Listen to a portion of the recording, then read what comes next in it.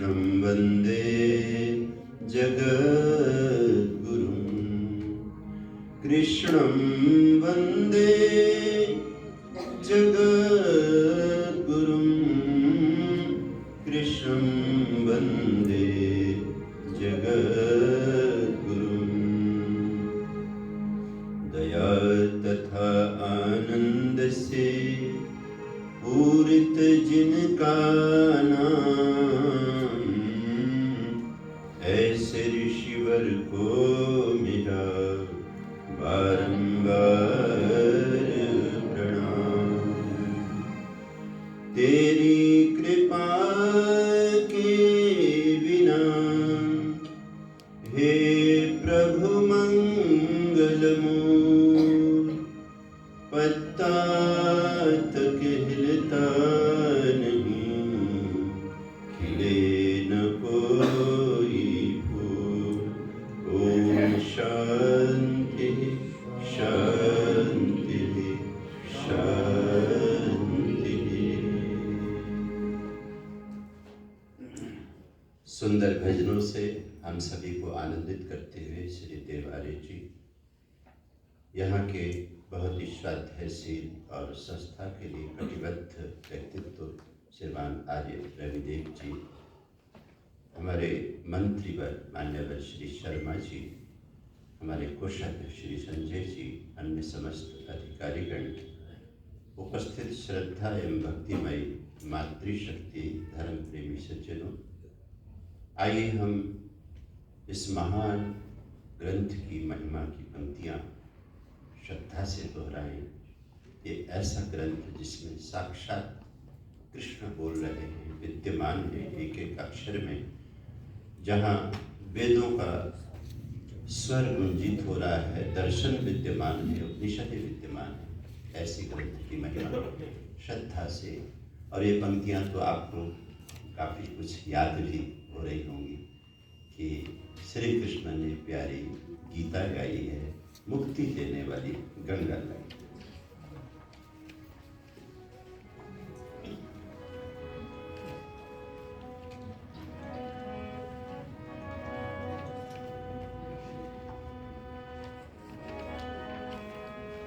श्री कृष्ण ने प्यारी गीता गाई है,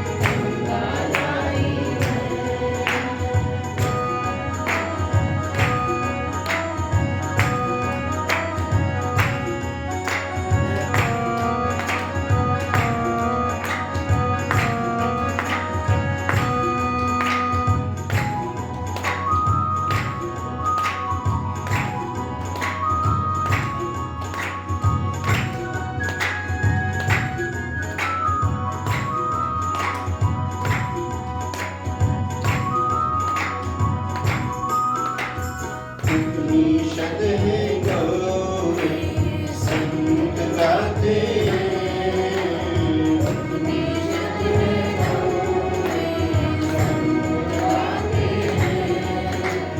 बछड़े बन गए अर्जुन दौड़े आते बछड़े बन गए अर्जुन दौड़े आते बछड़े बन गए अर्जुन दौड़े आते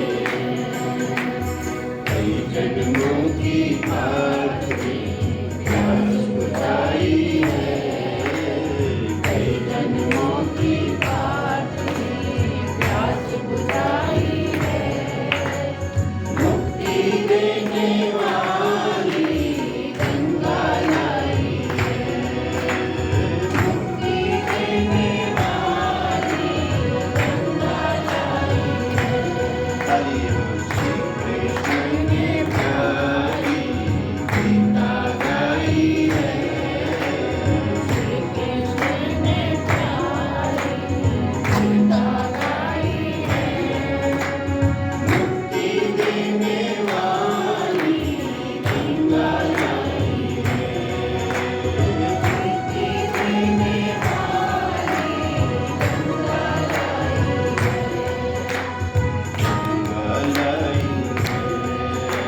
गंगा लाई है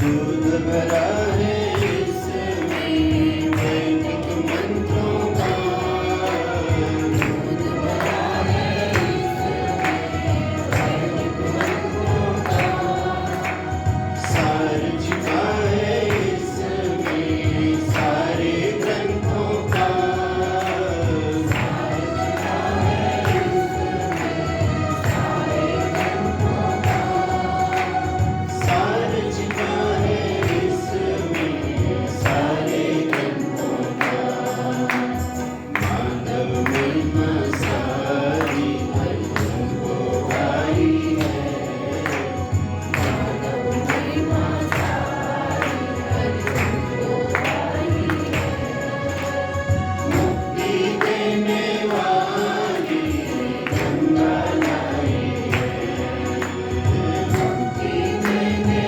वाली गंगा लाई है श्री कृष्ण ने प्यारी गीता गाई है श्री कृष्ण ने प्यारी गीता गाई है मुक्ति देने वाली गंगा लाई है मुक्ति देने वाली गंगा लाई है गंगा लाई है गंगा लाई है गंगा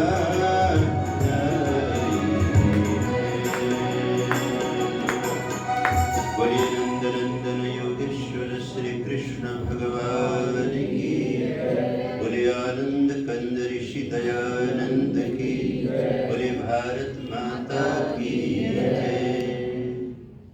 आइए इस पावन ग्रंथ का पाठ करने का सौभाग्य लाभ करें। आर्य जगदीश जी बताएंगे आज का पृष्ठ हमारा कौन सा रहेगा। 215वें पेज में आज के श्लोक हैं। भगवद गीता का 18वां अध्याय 13वां श्लोक और पृष्ठ संख्या 215। आप सब श्रद्धा से पावन ग्रंथ को हाथ में लीजिए और हमारे साथ पढ़िए। ऐसा ज्ञान जिसे गीतबद्ध कर दिया गया है, गाया जा सकता है, छंदोबद्ध है।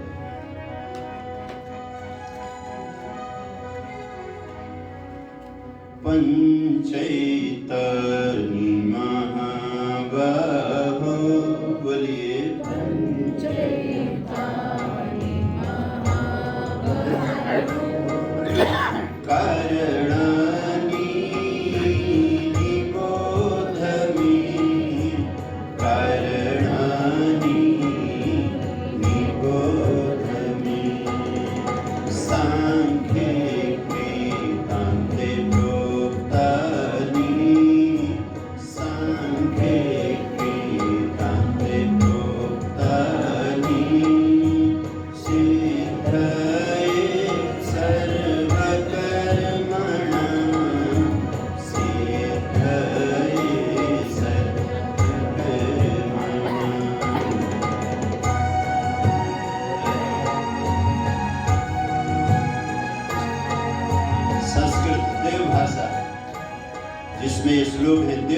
में, संस्कृत में अपनी वाणी को पवित्र कीजिए। पंचयिता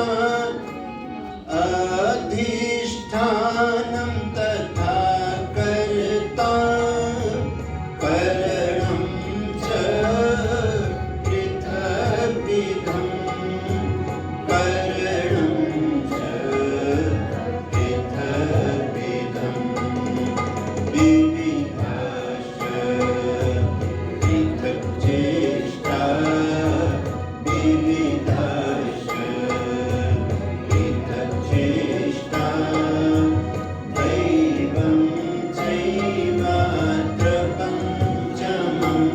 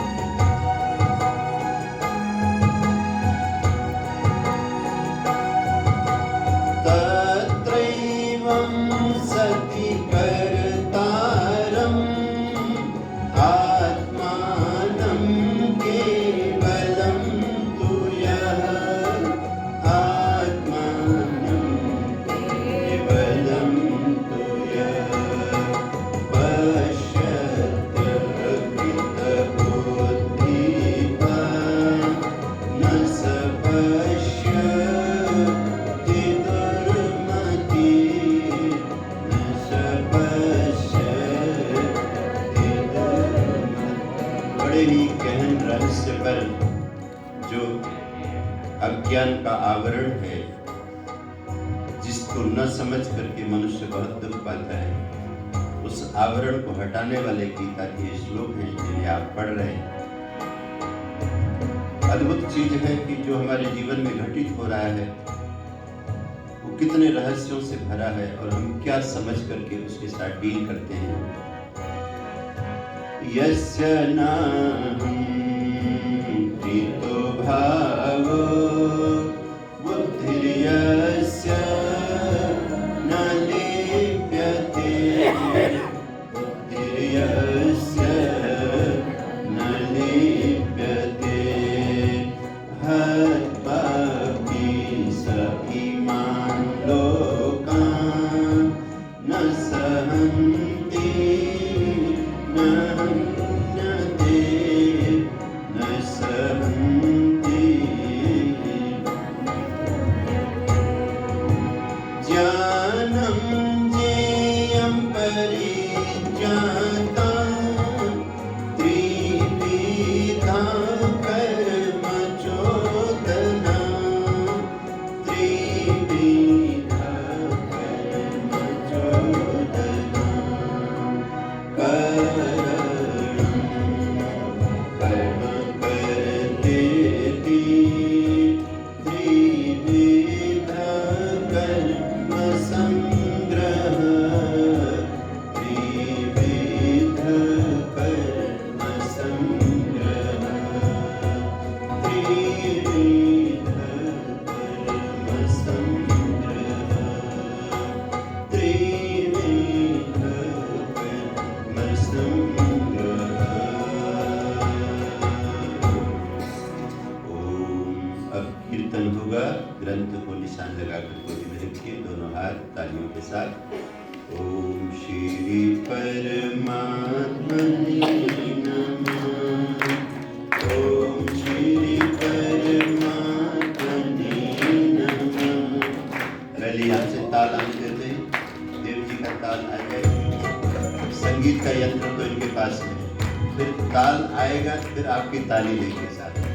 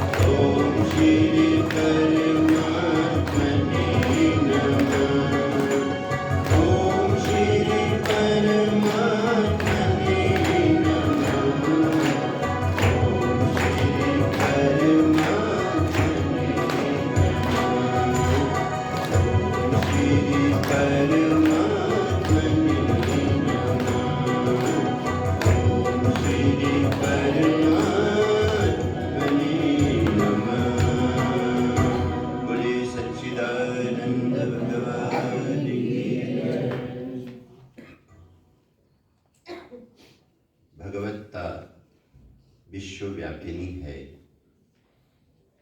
लेकिन मनुष्य अंतर्मुख न होने के कारण केवल भोगवत्ता में सुख ढूंढता है, बहुत मेहनत करता है, बहुत शक्तियाँ लगाता है, बहुत अधर्म करता है, फिर भी उसे वह सुख नहीं मिलता और फिर जीवन समाप्त होने को आता है। भगवान श्री कृष्ण वो सत्ता है जिनके संग करने से हमारे जीवन में वो रंग आ सकता है कि हम भगवत्ता को कैसे प्राप्त हो। अर्जुन का परम सौभाग्य। समस्या तो बहुत बड़ी है और दूर दूर तक कहीं भी कोई उजाला दिखाई नहीं देता, कुछ भी अच्छा नहीं लगता। जिनके साथ सुख दुख बांटना है, जिनके साथ जीवन का आनंद लेना है, अब उन्हीं के साथ लड़ना पड़ेगा, उन्हीं के ऊपर हथियार चलाने पड़ेंगे। दो व्यक्तियों के नाम तो अर्जुन बार बार भगवद गीता में लेते हैं। एक पितामह भीष्म और दूसरे आचार्य ध्रुव। हर व्यक्ति का इस दुनिया में जब जन्म होता है तो एक सहारा होता है। सबसे बड़ा सहारा माता पिता का। कल हमारी कथा जब विराम ले रही थी तो संपत्ति और संस्कार की चर्चा पर हम लोग थे कि संपत्ति बड़ी या संस्कार बड़ा। संपत्ति बहुत होने पर भी हम सुख नहीं पा सकते अगर संस्कार नहीं। और संस्कार देते हैं हमारे ऋषि मुनि, व्यास गादी, जहाँ बैठ के हमें शास्त्र सुनने को मिलते हैं, सद्गुरु। तो जो संस्कार और संस्कार जिसके पास है वही संपत्ति भी सार्थक है। संस्कार के बिना संपत्ति विपत्ति है, संपत्ति संपत्ति नहीं, वो विपत्ति। लेकिन व्यक्ति को अज्ञान है, वो सोचता है कि संपत्ति हो जाएगी तो मैं सब चीजें ठीक कर लूंगा,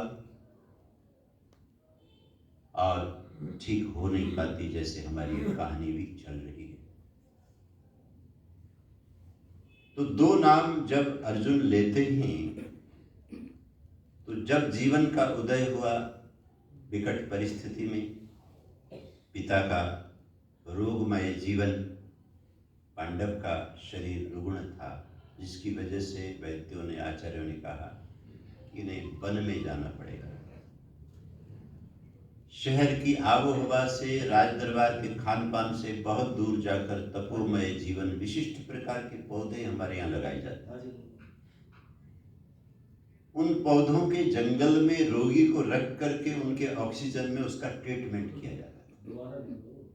आज भी कई तरह के, एक आपने देवदार के जंगल देखे, जिस कश्मीर को दासता से, 370 की दासता से हमारे यशस्वी प्रधानमंत्री जी ने, अमित शाह जी ने मुक्ति दिलाई, उस कश्मीर में लगभग मुझे जम्मू कश्मीर में 25 वर्ष बिताने का मौका मिला। तो मैं जब यात्रा करता था जम्मू से कश्मीर की तरफ, और बहन कमलेश साहनी जी तो बहुत अच्छी तरह जानते हैं, तो मेरे प्रेमी लोग, मेरे श्रोता, मेरे यजमान, मैं बहुत व्यस्त होता था, तो वो कहते थे कि आचार्य जी कुछ समय निकाला करो अपने लिए और कुछ हमारे लिए, ताकि हम आपको यहाँ की पर्वतमालाओं का सौंदर्य दिखा सकें। आप तो सिर्फ अपने आश्रम में, अपने धर्म प्रचार में इतना लगे रहते हो, गौशाला चलाने में, विद्यार्थी पढ़ाने में, वानप्रस्थियों की उसमें सब करने में, कुछ समय निकालो। हमने देवदार के जंगल के बीच में हट बनाए हुए हैं, अपने परिवार की कमाई से हम लोग वहाँ जाते हैं, आपको साथ ले जाना चाहते हैं। ऐसे मेरे कुछ प्रेमी थे, तो हमें वो अपनी गाड़ी में जब लेकर के पहाड़ चढ़ते थे, तो पहाड़ का एक एरिया होता था जिसके बाद ही देवदार के पौधे मिलते हैं, पहले नहीं मिलते। तो पूरा का पूरा वो जो पहाड़ है वो देवदार के वृक्षों से, उसकी सुगंध से सुगंधित। फिर जिस हट में मुझे उन्होंने रखा, वो उसी की लकड़ी से, इसको थोड़ा ठीक कर लेंगे, उसी की लकड़ी से बनी हुई जो हट थी, इतनी सुगंधमयी हट थी, उसमें वो मुझे रखते थे। फिर हम उनके यज्ञ और अगले दिन की कथा, परिवार के लोगों के साथ घूमना, बहुत थोड़ा समय लगता। तो तब ऐसा ख्याल आता था कि प्रकृति माता ने भी अपने पर्वतों में अलग अलग वनस्पतियों का एक हाइट रखी हुई है। जैसे चिड़ का जंगल है, देवदार का जंगल है, अलग अलग हाइट। तो उसका प्रयोग हमारे ऋषियों ने, आयुर्वेद के अनुसार, आयुर्वेद में सबका वर्णन है, हर वृक्ष के गुणों का वर्णन, कितना विज्ञान हमारे ऋषियों ने ढूंढा है। तब क्या कोई कैम्ब्रिज था, कोई अन्य विश्वविद्यालय थे, कहीं कोई रिसर्च सेंटर थे? कुछ नहीं थे, हम ही थे। हमारे यहाँ से लोग लेकर के जाते थे, और इतना रिसर्च हुआ है कि आप आज भी भाव प्रकाश निघंटु पढ़िए, चरक पढ़िए, सुश्रुत पढ़िए, वनस्पति के एक एक पत्ते का वर्णन है कि इसका गुण क्या है, धर्म क्या है, पत्ते का गुण क्या है, उसके फूल का गुण क्या है, फल का क्या है, छिलके का क्या है, और जड़ का क्या है। तो ऐसा इलाज चलता था। तो पांडु जी जब बीमार पड़े तो उनको एक वातावरण में रहने के लिए जब बोला गया तो वहाँ रहने गए। तो आप हिसाब लगाओ, जिन राजकुमारों ने महलों में रहना, उन्हें जंगल में एक पारिवारिक परिस्थिति में रहना पड़ा। और फिर धीरे धीरे घटना ऐसी घटित हुई कि पिताजी जीवित नहीं रहे, पांडु जी चले गए, और उसके बाद इन बच्चों की देखभाल का सारा जो कार्य है वो भीष्म पितामह ने किया है। लाखों के गहनों से लदे हुए दिव्य शरीर वाले अत्यंत तेजस्वी भीष्म पितामह कहीं से आए हैं और छोटे छोटे बालक के पांडव के खेल रहे हैं। इनको देखते उनकी आंखों में आंसू आते हैं कि इनका पिता नहीं है। तो बच्चे दौड़ करके आते हैं, धूल से भरे हुए बच्चों को भी अपने गहनों से भरे हुए शरीर से चिपकाकर पितामह आनंदित होते हैं। ऐसी गोदी, पिता की गोदी पितामह से पाई हुई। और गुरु द्रोणाचार्य का कितना ऋण है। गुरु द्रोणाचार्य ने अर्जुन को अपने बेटे से भी ज्यादा प्यार किया। दुनिया में देखा जाता है लोग सब जगह से अधिक प्रेम अपने बच्चों से करते हैं। और गुरु द्रोणाचार्य के बेटे का नाम आपको पता है क्या है? अश्वत्थामा। अश्वत्थामा विकर्णस्य सौमदत्तिस्तथैव च, गीता में नाम आता है पहले अध्याय में। क्यों प्यार किया? गुणाः पूजास्थानम। दुनिया में प्रेम का जो स्थान है वो व्यक्ति नहीं है, व्यक्ति के गुण हैं। बहुत चाहते हुए भी वो गुण वो अपने बेटे में नहीं देख पाते थे जो अर्जुन में दिखाई देते थे, क्योंकि वो विश्व स्तरीय वैज्ञानिक थे द्रोणाचार्य। अस्त्र शस्त्र विद्या में पृथ्वी में उनका कोई मुकाबला नहीं था। इतने बड़े उनके पास में कार्यशालाएं थीं, इतने सारे इन्वेंशन थे हथियारों के, और युद्ध विद्या का सारा कौशल, यजुर्वेद का ज्ञान उनके पास में था। तो इतना सब कुछ, तो पुत्र में गुण नहीं मिलते थे। तो ऐसा लगता था कि ये जो मेरा देहज पुत्र है यह तो शायद मेरा काम नहीं कर पाएगा, लेकिन ये जो मेरा मानस पुत्र है। शिष्य कौन होता है? वो भी पुत्रवत होता है, लेकिन मानस पुत्र होता है, जो गुरु की मंशा को समझकर, उनकी अभिलाषा को समझकर अपने आप को तैयार करते। इसलिए बहुत प्रेम। और घटना ऐसी घटित हुई कि एक विश्व युद्ध का वातावरण बना दुर्योधन की वजह से, और धीरे धीरे जिसको कहते हैं लॉबिंग होना। आपने भी तो देखा होगा ना, अब क्योंकि अब लड़ाई बाकी युद्ध का जो क्षेत्र है वो संसद भवन है या राज्यसभा को आप देखते हो। अब क्योंकि लाइव टेलीकास्ट होता है तो बहुत कुछ देख सकते हैं। जिस समय अटल जी की सरकार गिरी थी, कल मैं याद कर रहा था जिस कार्यक्रम में मैंने स्वामी श्रद्धानंद जी पर प्रवचन दिया, तो जैसे मैंने डॉक्टर अनिल आर्य को देखा तो मैंने कहा ये तो मुझे एक बार प्रधानमंत्री की कोठी में भी प्रवचन करने ले गए थे। अटल बिहारी जी प्रधानमंत्री थे, मैं और स्वामी दीक्षानंद जी, हम दोनों को प्रवचन करने के लिए एक कार्यक्रम रखा गया प्रधानमंत्री कोठी में। तो अटल जी की कोठी में हम लोगों ने अपना अपना वक्तव्य दिया था, स्वामी दीक्षानंद जी और मैं। तो इतने बड़े देश का प्रधानमंत्री, तो ऐसे व्यक्ति को भी सिर्फ एक वोट की कमी की वजह से, एक नंबर की कमी की वजह से अपनी सारी जो व्यवस्था थी उसका त्याग करके हटना पड़ा। तो आप देखते हो कि कभी कभी ये जो देवासुर संग्राम चलता है, वो संग्राम सबसे पहले तो वैचारिक ही होता है, वैचारिक संग्राम, और उसका सबसे बड़ा युद्ध स्थान संसद भवन है। आप देखते हो कैसी कैसी बातों पर वहाँ कितना समय खराब किया जाता है, कितनी चीजें की जाती है। व्यक्ति, हर बुद्धिमान समझता है कि ये व्यक्ति उस पक्ष पर जो बोल रहा है ये क्या सोच के बोल रहा है। तो क्या रहा होगा जब पांडव के परिवार में, जहाँ सब लोग मिलजुल करके रहते थे, और मैं तो ये कहा करता हूँ तब पूरी पृथ्वी में केवल एक ही समाज था जिसे आज की भाषा में कहेंगे हिंदू समाज, पूरी प्लेनेट, और वैदिक भाषा में आर्य लोग थे। जो हिंदू विचारधारा को लिए हुए लोगों का समाज आज इस भूमंडल में जाना जाता है, जिसकी आस्था चारों वेदों में है, यज्ञ में है और गीता में है, अपने अनुष्ठानों में है, उसी आस्था के लोगों से पृथ्वी भरी हुई थी। फिर भी लड़ाई की नौबत आ गई। और ध्यान रखना, लड़ाई कोई अच्छी बात नहीं होती।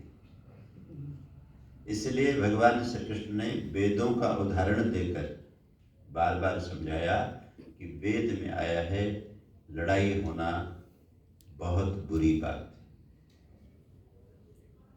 क्योंकि लड़ाई तो एक तरह से देखा जाए तो मनुष्य का जानवर होना है। मनुष्य के तो सब काम बुद्धि से हल होने चाहिए, क्योंकि यास्काचार्य ने मनुष्य शब्द की व्युत्पत्ति करते हुए कहा मत्वा कर्माणि सिद्ध्यति। सब काम अपनी बुद्धि से जो हल करता है उसे मनुष्य कहते हैं। यदि वो इतना बिगड़ गया कि अब बुद्धि से हल नहीं होगा, उसे भी हथियार उठाना पड़ेगा, तो भाई हथियार तो जानवर को जन्म से ही दिए गए। बैल को बुद्धि देने उसे सिंह रूपी हथियार देके भेज दिए गए। शेर के नाखूनों को देखो, सबके पास अपने अपने वेपन्स हैं। तो ये कोई अच्छी स्थिति नहीं है। तो इस लड़ाई को टालने के लिए सबके प्रयास हुए। विदुर जी का अद्भुत प्रभाव है, संजय का, सबने कोशिश की, यहाँ तक कि भीष्म पितामह ने भी कोशिश की। किसने नहीं की? द्रोणाचार्य जी ने भी समय समय पर मुद्दे उठाए, लेकिन बात टली नहीं, बात बिगड़ती चली गई। और ये युद्ध की जो घड़ी आई और दुर्योधन का वो जो अत्यंत क्रूरतापूर्ण वचन है, शुचि अग्रम नैव दास्यामि विना युद्धे न केशव। इतने बड़े साम्राज्य में से सिर्फ 5 इलाके पंचगाम कहलाते हैं, जिसमें हमारा ये इंद्रप्रस्थ आता है, पाणिप्रस्थ पानीपत आता है, शोणप्रस्थ सोनीपत आता है, थोड़ा मेरठ का इलाका आता है, फरीदाबाद का। तो ये कुछ 5 इलाके मांगे थे कि ये आप दे दीजिए, बाकी सारा साम्राज्य आप रखिए। तो ये एक मानवीयता का जो प्रस्ताव था भगवान कृष्ण की तरफ से, इसको दुर्योधन ने एक तरह से कमजोरी मान ली कि ये लोग तो अब हारे हुए। उसने फिर बात बोल दी, शुचि अग्रम नैव दास्यामि। इतने 5 गांव की तो बात ही छोड़िए, मैं तो बिना लड़ाई के एक सुई को आप जमीन में खड़ा करो ना, जितनी जगह में सुई गड़ती है उतनी जगह भी बिना युद्ध के देने वाला नहीं। तो तभी कुंती माँ ने रोते हुए कहा था, मैंने सुनाया था आपको कि कृष्ण जाओ मेरे बेटों से कहो कि अपना क्षत्रिय धर्म का पालन करें। शरीर रहे या न रहे ये क्षत्रिय का प्रश्न नहीं, धर्म रहे ये क्षत्रिय का कर्तव्य है। यदर्थम क्षत्रिया सुते, नारी का शरीर जो इस सृष्टि को बनाए रखने का शरीर है, मनुष्य समाज को भविष्य देने का शरीर है, उस संतानों को जन्म देकर के पृथ्वी में खड़ा करती है, उसके उद्देश्य होते हैं। तो मैं एक क्षत्राणी के रूप में यही चाहती हूँ कि मेरी संतान अब अपने शरीर का भी मोह छोड़कर, जीवन का भी मोह छोड़कर धर्म युद्ध में उतरे। और श्री कृष्ण समझ गए थे कि अब इसकी तैयारी मुझे करनी पड़ेगी। तो कहते हैं जब श्री कृष्ण ने इस लड़ाई का सारा इंतजाम पांडवों के सामने रखा, पांडवों ने पूरी तरह से अपने आप को कृष्ण पर छोड़ा। रथ अर्जुन का उन्होंने लिया, इसके पीछे भी बहुत सारे रहस्य हैं, क्योंकि कृष्ण न केवल एक क्षत्रिय योद्धा हैं, वो एक बहुत बड़े योगी भी हैं, वो बहुत बड़े ऋषि भी हैं। उनके अंदर जो दिव्यता है, अलौकिकता है, उसके दर्शन लोगों ने बीच बीच में किए हैं। तो अर्जुन तैयार थे पूरी तरह से, लेकिन वो जो बीच में भाव है अपने बड़ों के प्रति, क्योंकि संस्कारी आदमी भावना शून्य नहीं होता है और कुसंस्कारी आदमी भावना शून्य होता है। कुसंस्कारी आदमी में भावना नहीं होती, उसका स्वार्थ होता है। कितनी कोशिश की गई, दुर्योधन की भावना को बनाया नहीं जा सका, और कितनी कोशिश की गई, अर्जुन को भावना शून्य भी नहीं किया जा सका, क्योंकि वो संस्कारी है। तो सारी तैयारी होने के बावजूद भी अर्जुन बीच बीच में श्री कृष्ण से ये कह रहे हैं कि ये जो 2 महापुरुष हैं, इनके ऊपर हथियार चलाने से तो अच्छा है कि मैं सन्यासी बनकर, भिक्षुक बनकर इस शरीर के बाकी दिन बिताऊं किसी तरह से, मुझे कुछ नहीं चाहिए। तो वो सन्यास का प्रसंग चला और सब कुछ चला, और सारे योग आए, और उन योग से होते हुए जब 11वें अध्याय में विराट रूप के दर्शन भी कराए और विभूति योग में सारी चीज़ें समझी, तो अर्जुन समझ गए कि मुझे अपना कर्तव्य करना है और मैं करूँगा। जब वो तैयार होते हैं ध्यान रखना है कि जब किसी के मन में संशय होता है, वो जब श्रवण करता है तो सुनाने वाले को उतना मजा नहीं आता है। सुनाने वाले को लगता है कि इसके संशय बने हुए हैं और ये जो मैं सुना रहा हूँ ये ठीक से सुन भी रहा है या नहीं। लेकिन जब अर्जुन ने बोल दिया कि मैं तैयार हूँ, तब श्री कृष्ण को और आनंद आ रहा है।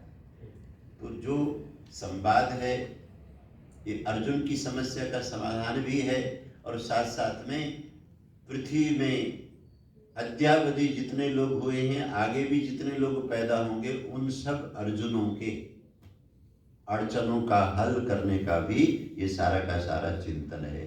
ज्ञान की गंगा है और ये मुक्ति देने वाली गंगा लाई है। हर कोई व्यक्ति अपने अपने कर्तव्य क्षेत्र में अर्जुन की तरह बहुत बार रुकता है। अच्छा होता हुआ भी, संस्कारी होता हुआ भी, तो उसे अंतरात्मा में इन श्लोकों के माध्यम से मार्गदर्शन मिलता है। तो कल हमने ये पढ़ा कि किस तरह से संन्यास जो है कृष्ण की दृष्टि में वो फल त्याग ही है, कर्म त्याग नहीं है। और फल त्याग करना इतना आसान नहीं है, ध्यान रखना। बहुत बार ऐसा होता है कि व्यक्ति कर्म त्याग करता है, फल में उलझा हुआ रहता है।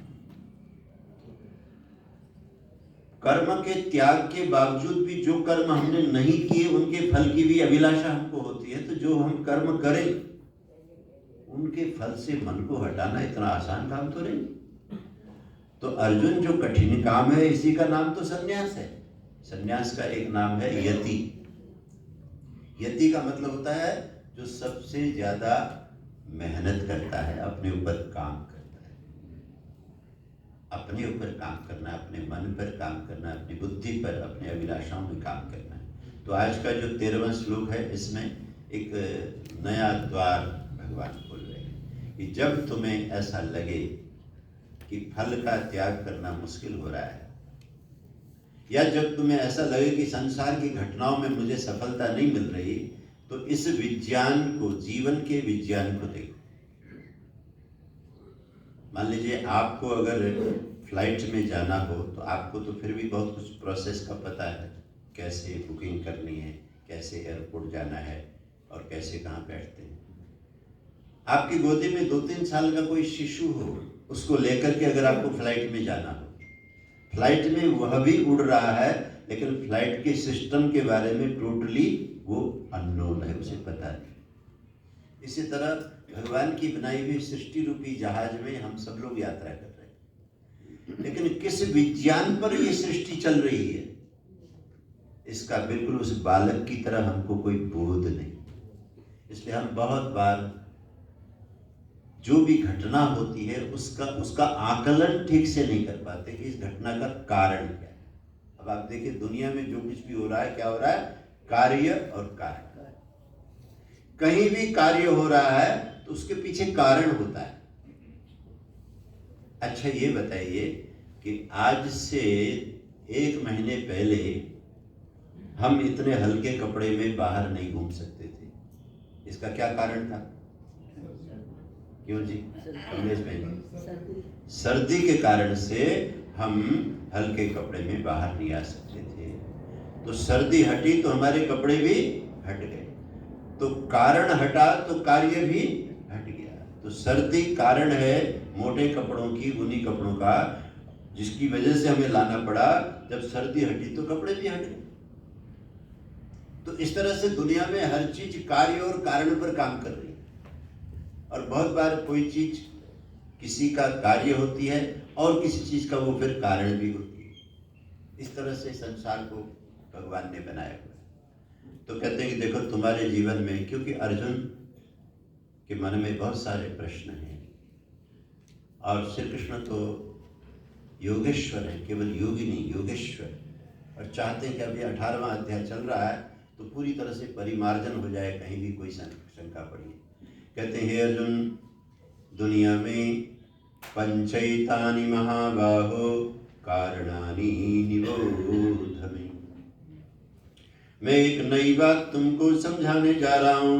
दुनिया में जो कुछ भी हो रहा है उसका केवल एक कारण नहीं बल्कि 5 कारण। बाप रे, एक कारण हो तो समझे होता है।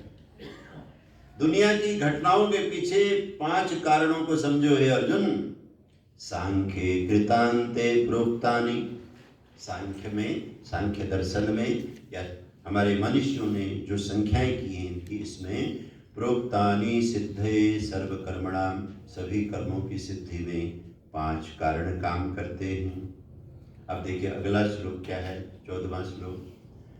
पहला कारण गिना रहे हैं भगवान। अधिष्ठानम तथा कर्ता करणं च पृथक विधम विविधाश्च पृथक श्रेष्ठा दैवं चैवात्र पंचमम्। काज एंड इफेक्ट है ना, काज एंड इफेक्ट। तो कहते हैं सबसे पहला कारण है अधिष्ठान, दूसरा कारण है कर्ता, तीसरा कारण है करण, और कहते हैं विविधाश्च पृथक चेष्टा, विविध प्रकार की पृथक चेष्टाएं चौथा कारण है, और दैवम चैवात्र, दैव 5वां कारण है। अब इसको हम सरलता से कैसे समझे, देखिए हमने कथा सुनी है रामायण की, सुनिए ना, हम सब जानते हैं सीता जी का हरण हुआ था क्यों जी, हुआ था ना। ऐसा तो नहीं कि वही हाल हो जाए। वो कहते हैं आप जैसे भले लोगों ने सोचा गांव में, यहाँ की बात नहीं, यहाँ तो सब बुद्धि, कुछ भले लोगों ने सोचा क्योंकि बहुत डीप सब्जेक्ट आ रहा है ना, थोड़ा मैं आपको जगा दूं कुछ भले लोगों ने सोचा कि भाई हमारे पूर्वज तो बड़े संस्कारी होते थे, अभी कथा भी तो यही चल रही, संपत्ति बढ़ी या संस्कार बढ़े। तो अब क्योंकि माहौल थोड़ा बिगड़ रहा है, तो ऐसा करते हैं कि हम सब मिलकर चंदा उठाते हैं और गांव में एक रामायण का स्कूल खोलते हैं। कौन सा स्कूल खोलते हैं? रामायण का, जिसमें और सब्जेक्ट तो होंगे लेकिन रामायण मुख्य रूप से पढ़ाई जाएगी। तो चंदा भी हुआ, स्कूल भी बना, टीचर भी नियुक्त हो गए, विद्यार्थी भी आ गए। कहते हैं एक बार ऊपर से एक इंस्पेक्टर को भेजा गया कि जाओ उस स्कूल में परीक्षा लेके आओ कि ठीक चल रही, रामायण की पढ़ाई ठीक हो रही। तो कहते हैं ऐसे लोग बैठे हुए थे, विद्यार्थी बैठे हुए थे। तो कहते हैं जो बाहर से आया था इंस्पेक्टर, उसने पूछा कि बताओ बच्चों, शिव धनुष किसने तोड़ा? क्या पूछा? रामायण में आता है ना, बताओ बच्चों शिव धनुष किसने तोड़ा? तो एक लड़का बैठा हुआ था कि गुरुजी यही तोड़ता रहता है स्कूल में, परसों उसने कुर्सी भी तोड़ी थी, हमें नहीं पता, तोड़ा होगा तो इसीलिए तोड़ा। अब हंसी भी आए, गुस्सा भी आए। पूछा क्या जा रहा है, बता क्या रहा है।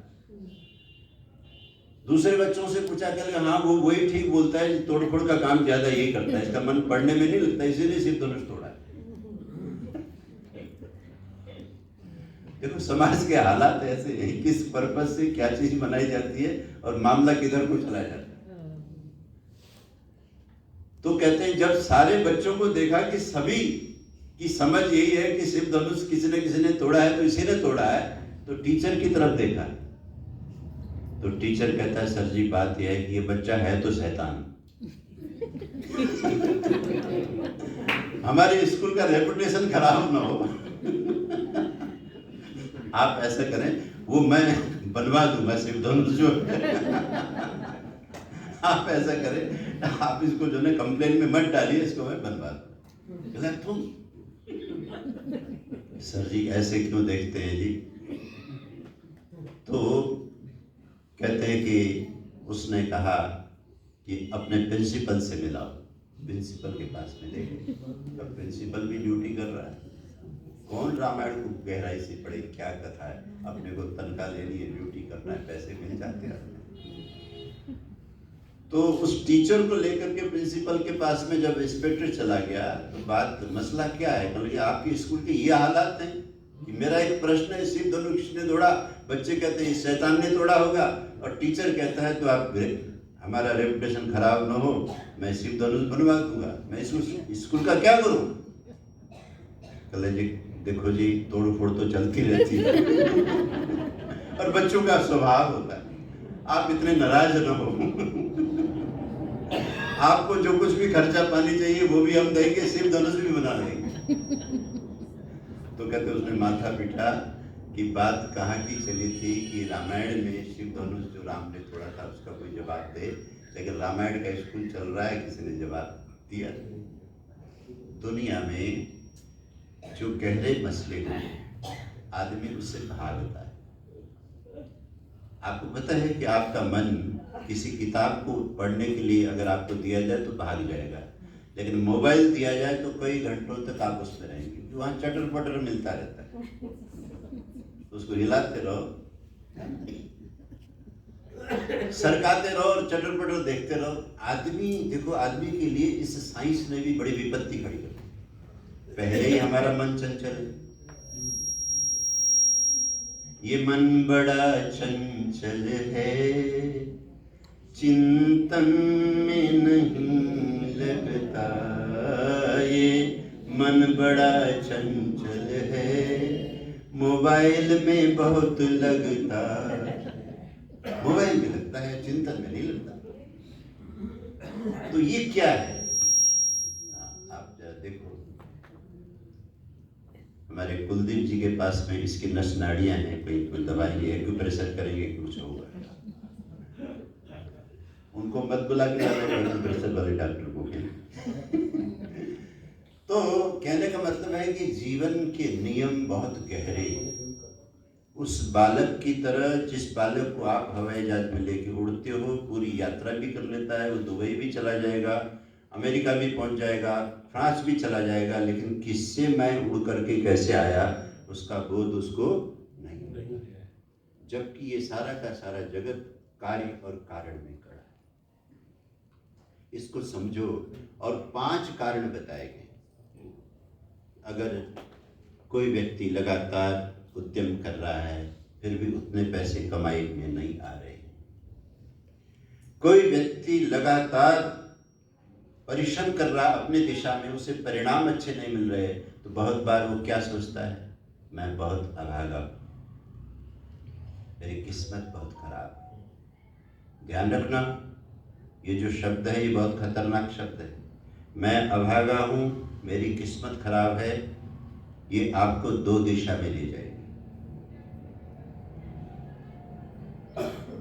इसकी वजह से मेरा काम नहीं बन रहा है, आप किसी न किसी व्यक्ति को आरोपित करोगे तो भी आप गलत दिशा में जाओगे। वहां आपने एक ही कारण को ढूंढा हुआ है, जबकि गीता कहती 5-5 कारण है।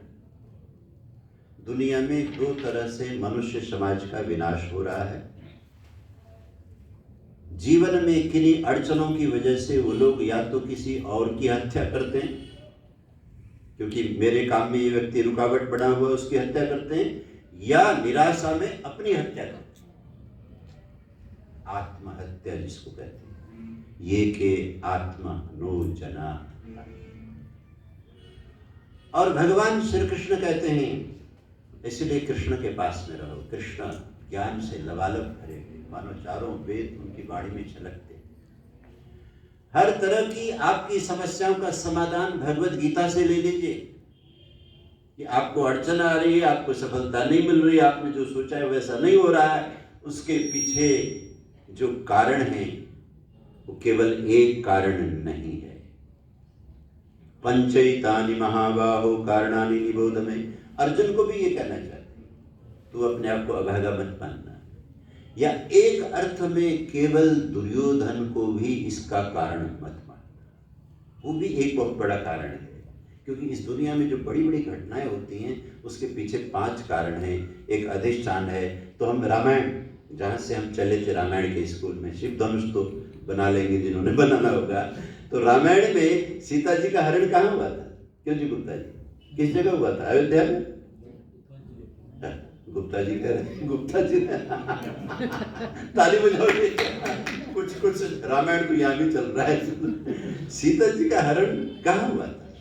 लंका में। हाँ, ये जवाब अच्छा है, पंचवटी। कहाँ हुआ था? पंचवटी। तो एक वाक्य बनता है कि पंचवटी में रावण ने मारीच के द्वारा सीता का अपहरण किया, ये वाक्य बनता है और ये इतिहास है। अब इसको मैं समझा रहा हूं ताकि आपका ये जो श्लोक है आपको इजी हो जाए। पंचवटी क्या है? अधिष्ठान है। क्योंकि ये जो बहुत बड़ी घटना घटित हुई, जहां घटना घटित होती है उस लोकेशन का नाम क्या है? अधिष्ठान। और तथा कर्ता, हरण किसने किया? रावण ने किया, वो करता है। और दोनों चीजें अलग हैं, जगह अलग है, अधिष्ठान अलग है और कर्ता अलग है। और माध्यम किसको बनाया? मारीच को। मारीच के द्वारा उसने इस तरह से योजना बनाई कि किसी तरह से राम और लक्ष्मण वहां न हो तब ये काम हो सकता है। तो मारीच के द्वारा मारीच क्या बना? कर्ण बना। और विविधाश्च पृथक चेष्टा, चौथा कारण क्या है? सीता के अपहरण होने में चेष्टा है। कहा गया था सीता को लक्ष्मण के द्वारा कि भाभी श्री माता सीता, आप ये गलती मत करना, इस रेखा के बाहर नहीं आना। तो चेष्टा हो गई, विविध चेष्टा। उसमें उनकी तरफ से भी चेष्टा हो गई, रावण की तरफ से भी अपनी चेष्टाएं हो गई। तो कहते हैं विविधाश्च पृथक चेष्टा दैवम शैवात्र पंचमम, कुछ कर्मों का चक्र जो फल लेकर के आ रहा था, है ना? क्योंकि आपका जो कोरियर आता है कहीं से आ जाए तो आएगा तो वही ना जहां के पते पर चला है। तो कुछ घटनाओं का दैव निर्णय हो चुका होता है। हमारे जीवन में बहुत कुछ ऐसा है जो परिपक्व है, उसे हम बदल नहीं सकते, लेकिन सब कुछ परिपक्व नहीं है, उसके भरोसे बैठ भी नहीं सकते। महर्षि दयानंद जी बहुत प्रज्ञा पुरुष व्यक्ति थे, उनको नमन कीजिए। हमारी हिंदू जाति क्योंकि बहुत इंटेलेक्चुअल क्लास के लोग हमारे पास बहुत रहे हैं। हमने कम भोजन में गुजारा किया है लेकिन कम पढ़ाई में गुजारा नहीं किया है। हमारे यहाँ के पूर्वज कुंभी धान्य कहलाते थे कि इतना ही धान पड़ा हो, इतना ही चावल पड़ा हो, घड़े में एक दो दिन का गुजारा हो जाए तो आओ एक ग्रंथ और पढ़ लेते। इनको ये चिंता नहीं होती थी कि महीना कैसे चलेगा, साल कैसे चलेगा। इतने इंटेलेक्चुअल हमारे भारतवासी थे। और आज भी मैं नमन करता हूँ मेरे देश की मिट्टी के बच्चों को, जो अमेरिका को भी चला रहे हैं, इंग्लैंड को भी चला रहे हैं, जहाँ भी ये लोग जा रहे हैं वहाँ की बड़ी बड़ी कंपनियों में हमारी बुद्धि काम कर रही है। क्योंकि प्रशासन हमारा मजबूत नहीं है ना, इसलिए हम सुरक्षित नहीं है। हमको वही भागना पड़ता है जहाँ हमको काम मिलता है। तो क्योंकि इस देश में संस्कार हैं, वेदों के, मंत्रों के, उपनिषदों के, चिंतन के, मनन के, तो कहते हैं कि ये जो दैव है, दैव जिसको हम कहते हैं कि कुछ चीजें थी जिनको हम हटा नहीं पाए, वो घटित हुई, वो तय होती। आपका डॉक्टर भी तो यही कहता है ना। आजकल एक बहुत बड़ी बीमारी है जिसका नाम सुन के डर लगता है। मेरे आश्रम में एक माता श्री थी, बहुत अच्छे घर की, दिल्ली की, बेटे की कंपनी थी। उनके बेटे उन्हें हवाई जहाजों में विदेश घुमाना चाहते थे, अपने साथ जगह जगह होटलों में ले जाके सैर कराना चाहते थे। लेकिन माँ बेटे से यही कहती थी कि बेटा मुझे तो आश्रम अच्छा लगता है, आचार्य जी के आश्रम में मुझे रहना है, मुझे यज्ञ करना है, मुझे दान पुण्य। तो जब कभी भी उनकी गाड़ी में या हमारी गाड़ी में कभी वो बैठी होती थी, एक बहुत बड़े हॉस्पिटल में, उन दिनों हम रोहिणी में रहते थे, तो राजीव गांधी हॉस्पिटल से जैसे गुजरते थे तो माता जी ये कहते थे कि आचार्य जी इस बिल्डिंग को देख के मुझे डर लगता है, भगवान न करे यहाँ आना पड़े, मेरे हाथ से दान चला जाए, पैसा जितना मर्जी दान निकल जाए। दान भी वो खुल कर भी करते थे। मेरे आश्रम के सभी अधिकारी लोग जानते हैं, उनके द्वारा खरीदे गए यज्ञ के मोटे मोटे बर्तन अभी भी आश्रम में माता इंदु यति जी। कैंसर कितना खतरनाक रोग है, डॉक्टर भी तो बताता ना, एक उसका स्टेज होता है, उसमें वो क्योरेबल होता है। जब उस स्टेज को वो पार करता है तो क्योरेबल वो नहीं रहता है, फिर व्यक्ति को खत्म करके छोड़ता है। ऐसे ही जिसे दैव कहते हैं, अच्छा या बुरा, जो दैव तय होता है वो बहुत बलवान होता है, लेकिन भगवान उस दैव को छुपा करके रखते हैं। और छुपाना भी बहुत जरूरी है। कोई ज्योतिषी नहीं बता के देगा मत भटको, शास्त्र पढ़ो, साधना करो, कर्म करो, रास्ता चलते हुए चले जाओगे, चीजें सामने आती हुई चली जाएंगी। तो दुनिया में जितनी भी घटनाएं घटित हो रही हैं उसके लिए सिर्फ अकेले अपने आप को जिम्मेदार मान के आत्महत्या की तरफ भी मत जा, किसी एक व्यक्ति को जिम्मेदार मान के उसकी हत्या में भी मत जा। जीवन को विराट रूप में देख, आत्मा अमर है। आज भी हम आपके बीच में हैं। सुबह ही हमें हमारी छोटी बहन की सासू माँ के स्वर्गवास का समाचार मिला। जब मैं हमारी नित्यचर्या में मैं व्यस्त था तो तभी अचानक ये खबर मुझे मिली। उनका इलाज अच्छी तरह किया था, हार्ट की बीमारी थी, लेकिन जाना पड़ा। ये शरीर भी पता नहीं कितने नियम पर खड़ा है, इसलिए हम देख रहे हैं, हम बोल रहे हैं, हम आ रहे हैं, हम जा रहे हैं, हमें इसकी होश नहीं।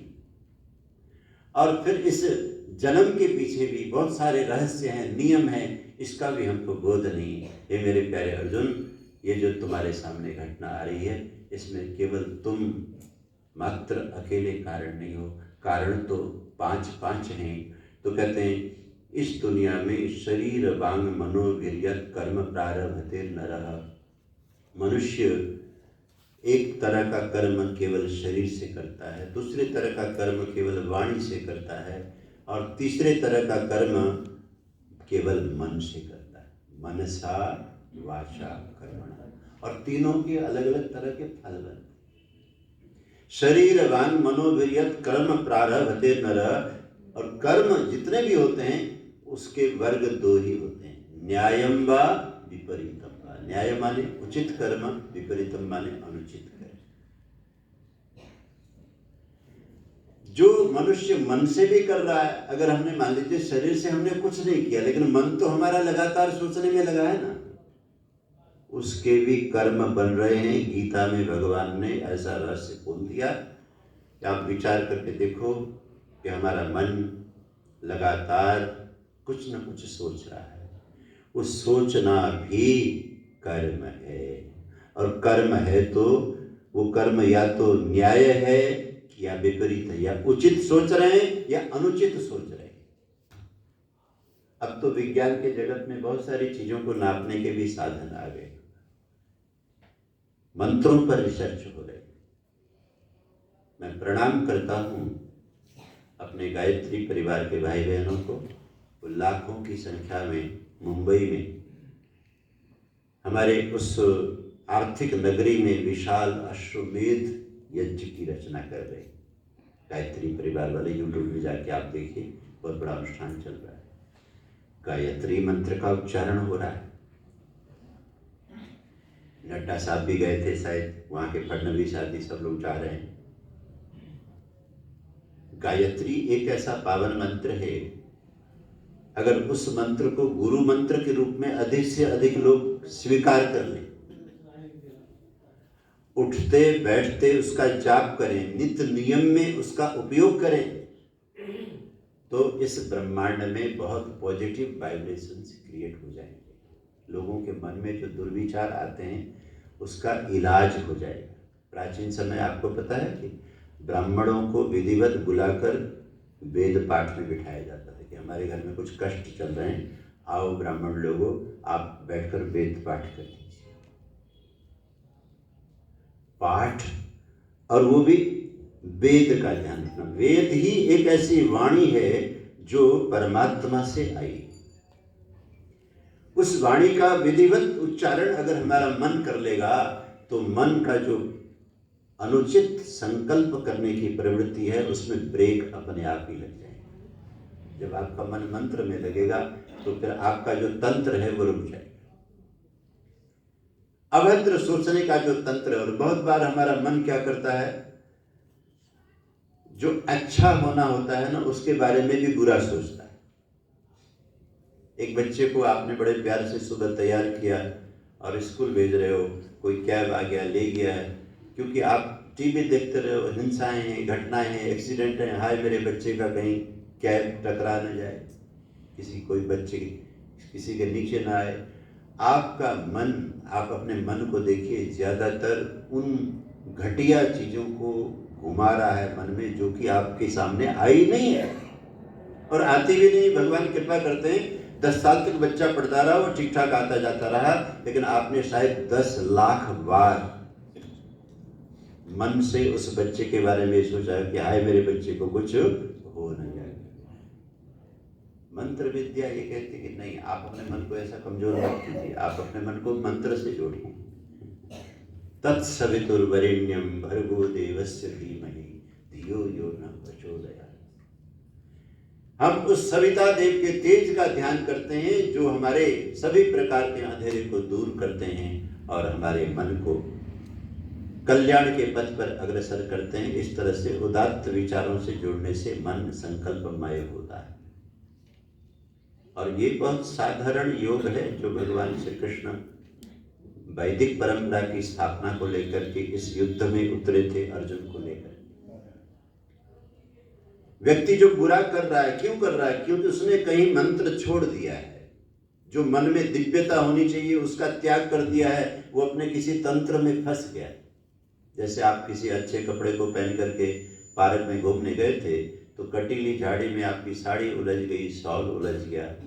तो ऐसे ही संसार में आए तो थे कि हम बहुत अच्छे कर्म करेंगे, अच्छे विचारों में रहेंगे, लेकिन किसी न किसी घटिया सोच में मन उलझ रहा है। फिर मन जब घटिया होगा तो वाणी भी अच्छी रह नहीं पाएगी, फिर वाणी में अपशब्द आएगा। और इस बार तो हमारे देश के यशस्वी प्रधानमंत्री जी ने देश के लोगों से अपील की कि भारत में जो गंदी गंदी गालियाँ चलती हैं, मेरे पारिवारिक जनों, इसका त्याग करो। ये हमारी परंपरा नहीं है गंदी गालियाँ देना, वाणी को अपवित्र करना। ऐसा देखो, ये चीज़ उन्होंने मांगी मन से और अच्छे लोग उनकी मांग के ऊपर चलते भी। इस तरह की बातें किसी नेता ने आज तक की थोड़ी। चरित्र बनाने की बात, चरित्र अच्छा। तो कहते हैं शरीर से कर्म होते हैं, वाणी से कर्म होते हैं, मन से कर्म होते हैं। न्यायम व विपरीतम व दो तरह के कर्म होते हैं। तत्रैवं सति कर्तारम आत्मानं केवलम तुज पश्यत्य कृत बुद्धित्वात् न स पश्यति दुर्मति। अपने आप को ही हर किसी घटना का केंद्र माने, उसको भगवान ने दुर्मति बोला है। क्या बोला है? दुर्मति। उसकी मति ठीक नहीं, वो दुर्मति है। और मति कैसी होनी चाहिए? यस्य नाहं कृतो भावो बुद्धिर्यस्य न लिप्यते। मैं तो उस परमात्मा की सृष्टि का इन सब पांचों कारणों में से कोई एक कारण हो सकता हूं।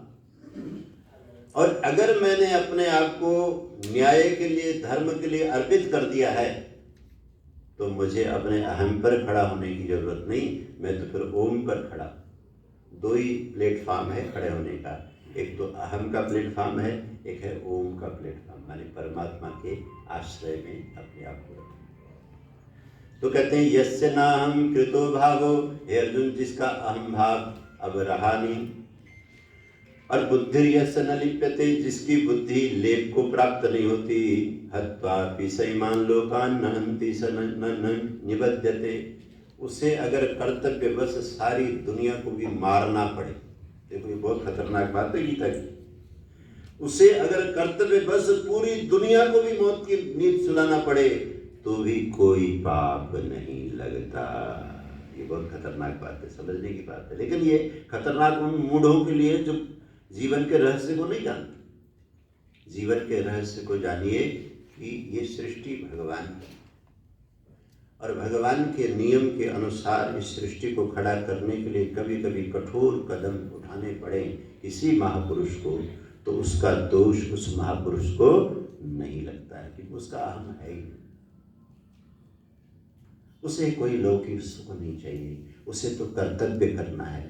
इसलिए मेरे प्यारे अर्जुन, तुम भीतर से पूरी तरह से अनासक्त योगी हो जाओ, और बाहर से जो तुम्हारे सामने कर्तव्य आ रहा है उस कर्तव्य को करते चले जाओ। और क्योंकि ज्ञानम जेयम परिज्ञाता त्रिविधा कर्म चोदना, कर्णम कर्म करते थी त्रिविधा। एक त्रिक चलता है, ज्ञान है, ज्ञेय है, परिज्ञाता है, कर्ण है, कर्म है, करता है। उस रहस्य को भी समझ करके तुम कर्म करोगे तो बहुत सारी चीज़ें जिसमें तुम एक किनारे में होते हो और घटना बहुत बड़ी घटित होती है। कभी कभी एयरपोर्ट में मैं जब होता हूँ तो उतरते समय कॉकपिट का दरवाज़ा खुला होता है, तो मैं देखता हूँ वहाँ पायलट बेचारा बिल्कुल कोने में, जिसकी छत भी बहुत नीची होती है, बैठा हुआ है। इतने बड़े पहाड़ को लेके उड़ा है अभी, इतना बड़ा पहाड़, सैकड़ों लोग बैठे हुए हैं, इतना सामान लगा हुआ है नीचे, उसको लेकर के वो हवाई जहाज में उड़ा, लेकिन खुद बैठा कहाँ है? एक छोटे से कोने में। ये एक घटना बताती है कि आप कितने भी बड़े हो, लेकिन हो तो किसी कोने में ही, आप स्वयं में पूरे तो नहीं। सिर्फ इतना ही है कि आपको उस हवाई जहाज को कंट्रोल करने की कुछ विद्या दी गई है, आपके पास कुछ स्विच हैं, आपके पास कुछ साधन हैं जिनसे उसे आप बैलेंस करते हैं। इसी चीज को हम जीवन में लागू करें कि जीवन में जो कुछ भी हो रहा है उसको लेकर के बहुत ज्यादा दुखी होने की जरूरत नहीं है और बहुत ज्यादा उछलने की भी जरूरत नहीं है। तुम अगर बहुत अमीर भी हो तो उसमें तुम अकेले कारण नहीं, तुम्हारे साथ बहुत कुछ अच्छा भी हो रहा है तो पता नहीं उस अच्छे से किस किस का भला करना होगा तो घटित हो रहा है। इसलिए बहुत बार देखा गया है जो कुलीन लोग होते हैं बहुत संपदा आने पर भी अभिमान में नहीं आते, वो विनम्र होते, झुकते। कल राजीव चौधरी जी का नाम लिया आर्य रविदेव जी ने, तो चौधरी जी का नाम लेते हैं तो वो जो जी के एक्सटेंशन के पार्कों की बड़ी बड़ी कथाएं याद आती हैं जब बड़े टेंट लगा के होती थी। फिर जब उनके मंच याद आते हैं तो फिर मुझे बाबूजी का मंच याद आता है, मंजाल बाबूजी, ब्रिजवन Lal ji Munjal, hero motor car के मालिक, पहले हीरो होंडा के नाम से। उनके चक्र घूमते हैं सृष्टि में। जब भी मैं कहीं खड़ा होता हूँ, कोई मोटरसाइकिल बगल से निकलती है तो उनका चेहरा दिखाई देता है। उनकी इस ग्रेटर कैलाश की कोठी में 9 वर्ष तक गीता की वाणी, और साल में 2-2 बार। और उस समृद्ध व्यक्ति, उस अरबपति खरबपति व्यक्ति की विनम्रता, जो दरियों को देख रहा है, कुर्सी को देख रहा है, आएगे की सेवा कर रहा है, अपने हाथ से, धन का कोई अहंकार दिखाई नहीं देता। कितनी अच्छी स्थिति है कि वो ये मानते हैं कि मैं, जैसे गीता में कहा, निमित्त मात्रम, एक इस इतने बड़े कर्म चक्र में मैं एक निमित्त हूँ, निमित्त मात्रम भव सव्यसाचिन। तो इस वजह से व्यक्ति को अहम नहीं होना चाहिए, व्यक्ति को ओम में प्रतिष्ठित होना चाहिए। ये कर्म था जो किया जाना था उस अमीर के द्वारा भी, जो अभी सोने की थैली लेकर बेटों के घरों में रह रहा है बोलता है, क्योंकि सुई चली गई, थैली तो टटोलनी पड़ी। अवसर था, पैसे थे, साधन थे, बच्चे थे, इनको हम धर्म में लगा सकते थे। और बंधु, जीवन को बचाने का एक ही तरीका है, संसार रूपी भवसागर में अगर आपने नौका का आश्रय नहीं लिया तो जीवन डूब जाएगा। तो नौका क्या है? धर्म की नौका। धर्म की नौका यही व्यक्ति को पार लगा सकती है। इसलिए गीता का आरंभ भी धर्म से ही हुआ है, धर्म क्षेत्र। और देखा जाए तो जब ये अध्याय पूरा हो जाएगा ना, तो ध्रुवा नीतिर मतिर ममा, एक अध्याहार बोलते हैं हमारे यहाँ व्याकरण में। एक शब्द से बात शुरू होती है और हजारों बातें होती है और दूसरे शब्द से बात पूरी होती है। तो देखा जाए तो गीता का पहला शब्द है धर्म और आखिरी शब्द है मम। इस दुनिया में मेरा कुछ हो सकता है तो धर्म हो सकता है। गीता कहती है धन तो मेरा हो ही नहीं सकता, पद तो मेरा हो नहीं सकता, परिवार तो मेरा हो नहीं सकता, प्रतिष्ठा तो मेरी हो नहीं सकती। ये तो यहाँ जीवन को ठीक से व्यतीत करने के लिए मेरे साधन हैं, लेकिन उसने ऐसा समझा नहीं और धन को जोड़ता रहा और बच्चों के अंदर संस्कार नहीं आए। पत्नी चली गई, हालात ऐसे बन गए कि 30 दिन के बाद में बहू कहने लगी कि पिताजी के लिए अगले घर का इंतजाम करो। बेटा कहता अगले घर में कैसे ले जाऊं, वहाँ तो अभी 1 तारीख को ही ले जा सकता हूँ, 31 का महीना है। तो उसने जब ये स्थिति देखी तो अपनी संपत्ति का जो सोने का थैला बनाया और थैले में सुंदर सुंदर सिक्के बना करके रखे और काफ़ी सोने की थैली थी।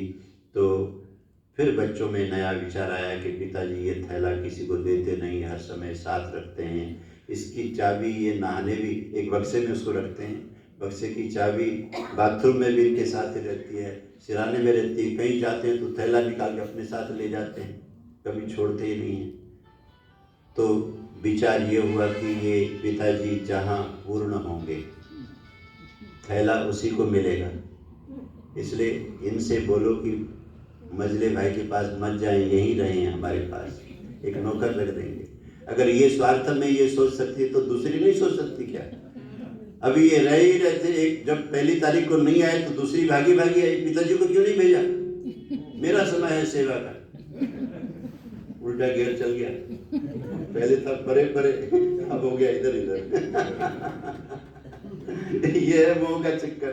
तो दूसरी सेवा करती है, तीसरी सेवा करती है, जीवन ठीक चल रहा है। लेकिन एक बात सेठ जी समझ रहे हैं कि ये सब स्वार्थ से भरे हुए, और ये मेरी सेवा करें या न करें, और ये बात कहनी नहीं होती, उसने कहना नहीं था। लेकिन एक बात तय है कि इस सोने में से एक कतरा भी इनमें से किसी को नहीं मिलना चाहिए। तो वो सत्संग में एक मित्र जाता था, उसके साथ सत्संग में जाते थे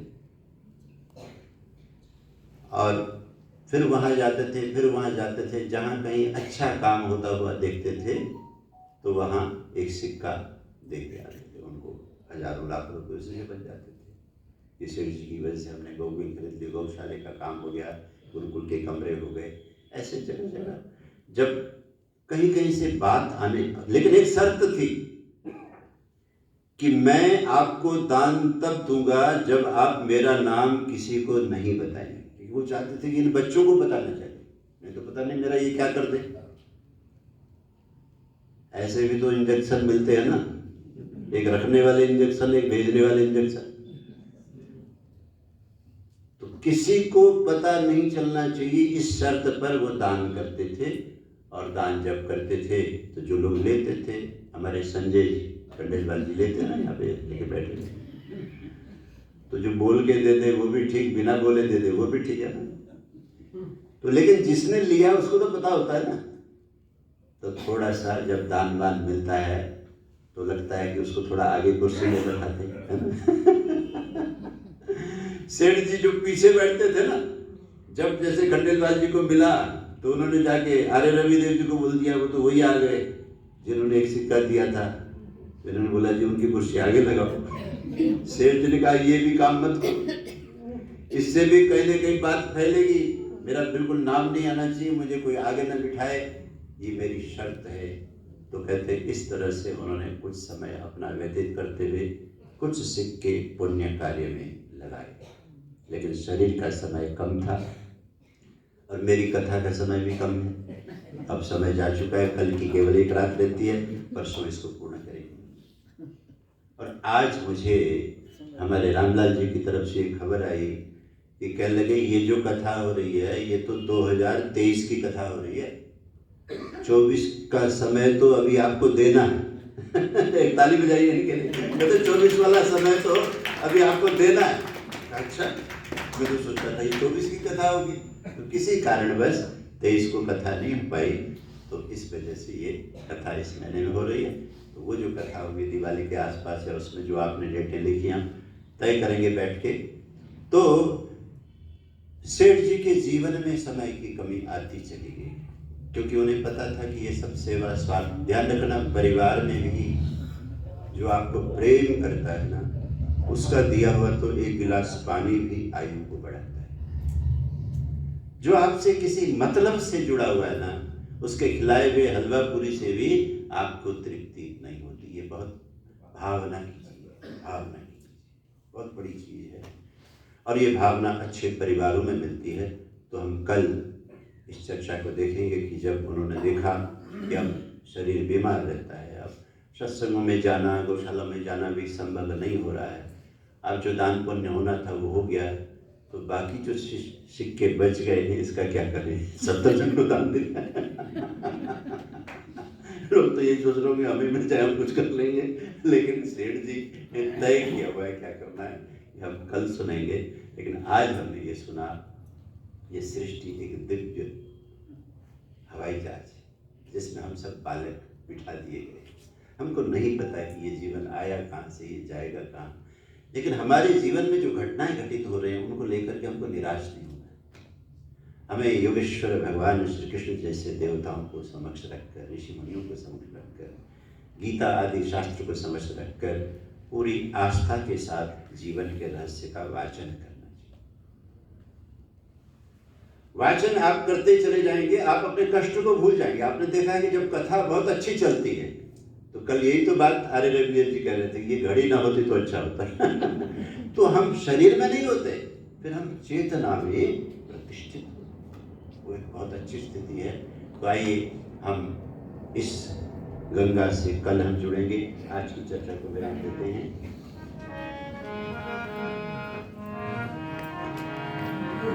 श्री कृष्ण गोविंद माधव जी, पढ़ लो गीता केशव की, पढ़ लो गीता केशव की, पढ़ लो गीता केशव की, पढ़ लो गीता केशव की।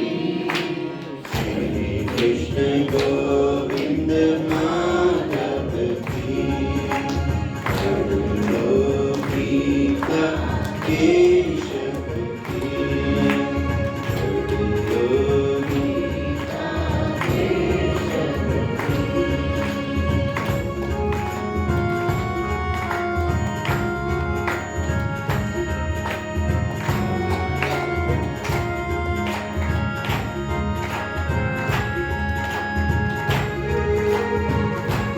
तालियां।